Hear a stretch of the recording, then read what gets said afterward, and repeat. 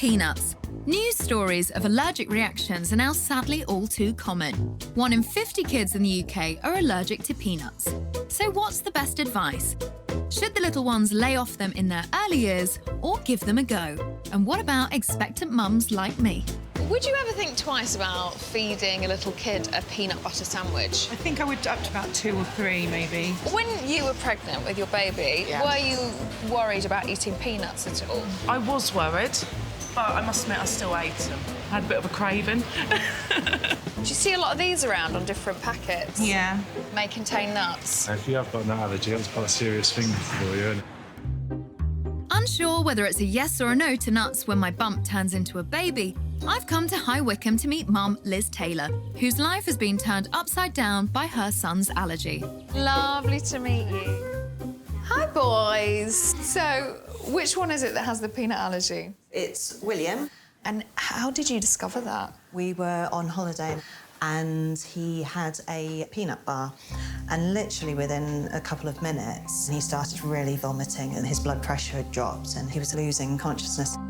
Thankfully, after medical treatment, William's condition improved and the family returned home. So William was 3.5 when that happened. Had he ever eaten peanuts before that point? Not particularly. He'd probably had little bits of peanut butter when he was very small, but then hated the smell of peanut butter when he was older. So William wasn't exposed to nuts much in his very early years, yet still had an allergic reaction. Since then, Liz has had to become a meticulous label reader. This is a product our kids love that says may contain nuts, but we actually checked with the company and they confirmed for us that it wasn't peanuts. This actually says on it contains arachis oil, which is another word for peanut oil. There's about, I think it's about 20 different names that we have to look out for. It's not just the word peanut. Liz finds herself even sizing things up that on first sight look perfectly harmless. And that is literally egg and spinach. You have to check everything, don't you? Absolutely everything. Peanut allergies affect around 2% of young children in the UK. So what medical advice should parents follow to avoid kids developing the allergy in the first place? George. That's right. How are you? Good to meet you. I've come to London's Evelina Children's Hospital to meet Professor of Paediatric Allergy, George Dutoit.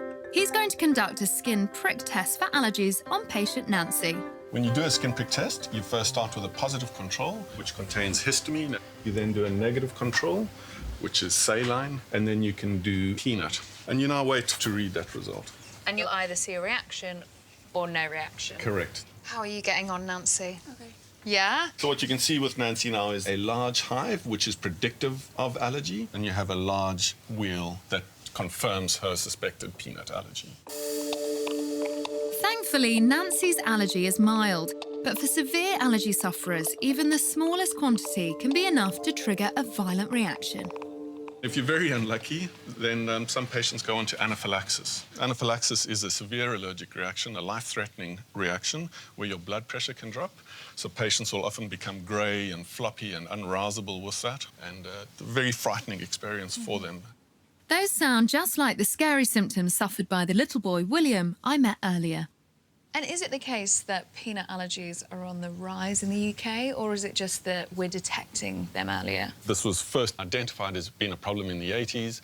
In the 90s, we came out with avoidance recommendations, and it kept doubling every decade. And now it's just about 1 child in every classroom who has a significant, potentially life-threatening food allergy. George led a 5-year study comparing infants who ate peanuts from an early age with those who avoided them. And it turned out in the group that ate peanut, they enjoyed an 81% relative reduction, an incredibly powerful effect. 81%? That's right. And we now, instead of encouraging avoidance of peanut, we've done a 180-degree about turn and encourage early consumption of peanut into the weaning diet.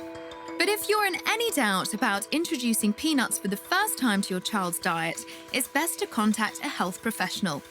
And what about mums-to-be? Should I be eating peanuts? So during pregnancy, the studies aren't strong one way or the other, whether you eat peanut frequently or not. However, when the baby is born, what we recommend is obviously breastfeeding and to try and aim for 6 months of age. And then you would introduce the allergenic foods. So we now have evidence that The introduction of peanut would be protective if introduced early. And how early is early? So we recommend at around 6 months of age. So it seems introducing peanuts early on could mean fewer children with allergies in the future. And with nut-safe products a possibility, some of life's little treats are not off limits.